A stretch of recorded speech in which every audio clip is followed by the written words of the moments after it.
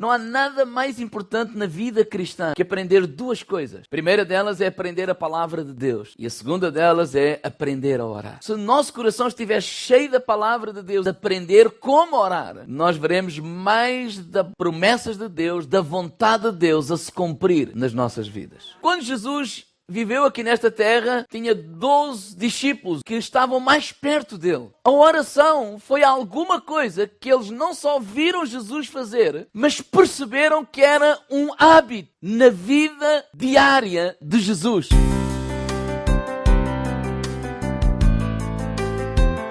Quando Jesus fala ou ensina a oração do Pai Nosso, não tem como propósito dar-nos um ritual. Tem como propósito dar-nos parâmetros para conduzirmos a nossa vida de oração diária, bem prática, bem dinâmica, um relacionamento ativo entre nós e Deus.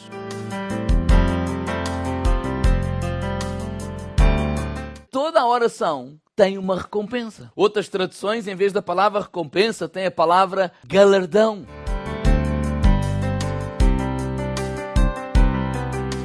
Os líderes religiosos de então desejavam, eles queriam ser vistos para ser honrados. Ou seja, a oração em público era uma maneira de obter essa atenção, essa bajulação. O problema não era orar em público. O problema é orar em público com a atitude errada. Porque a essência da oração não é sermos vistos. A essência da oração é que Deus nos ouça.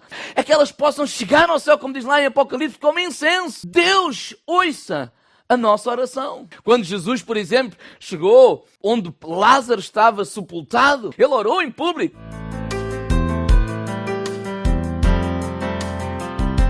Mas a essência é graças, Senhor, porque eu sei que sempre me ouves.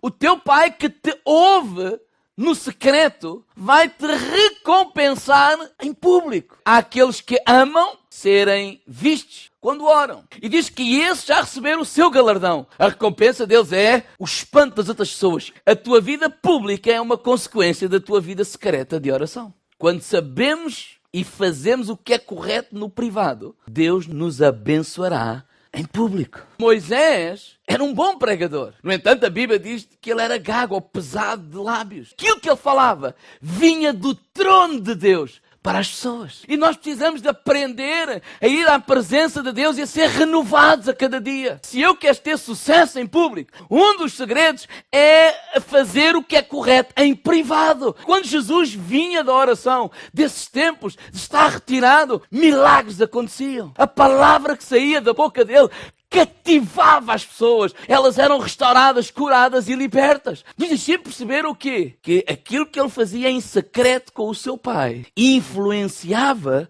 a sua vida pública. O único lugar onde a fama vale a pena é o lugar onde Deus habita.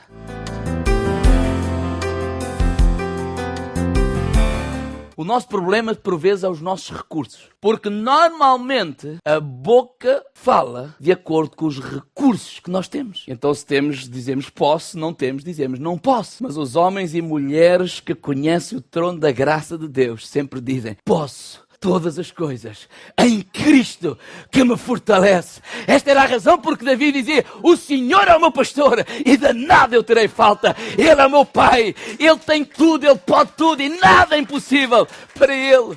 Aqueles que conhecem o trono da graça de Deus, nada te será impossível. Então os nossos recursos por vezes nos fazem tropeçar, porque se os temos, achamos que somos deuses. Se não os temos, achamos que estamos no inferno. Mas quando nós vamos à presença de Deus, não há nada que Ele, Deus, não possa resolver.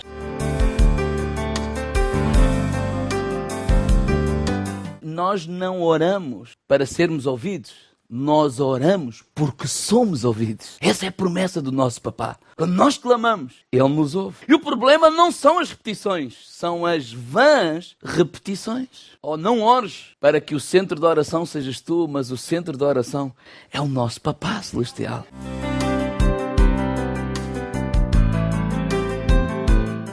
Deus, de facto, sabe qual é a nossa necessidade. Mas o que Ele precisa de saber é que se tu crês ou sabes que Ele pode suprir essa tua necessidade. Nós fomos encorajados a pedir, sim, a crer em Deus, que Ele sabe qual é a nossa necessidade, é verdade. Mas será que nós sabemos que Ele tem poder para suprir a nossa necessidade? Quem nos colocou esta ideia que nós não podemos pedir? Quem nos colocou esta ideia que parece que pedir nos faz menos espiritual? Quem nos colocou essa ideia que parece que pedir nos faz egoísta? Não, Ele é o nosso Papá. Ele não é o Senhor do universo apenas, é o meu Pai. Que nós sejamos encorajados nesta manhã a pedir a Deus. Pois Jesus nos ensinou, pedi e dar-se-vos-á.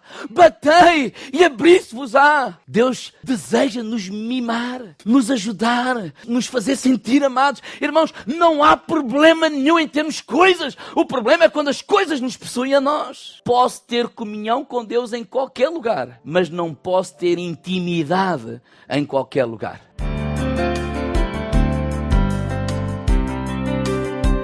Aprende a ter um lugar a sós com Deus. Aprender a orar é aprender também a estar onde se ora. Encontre esse lugar a sós com Deus.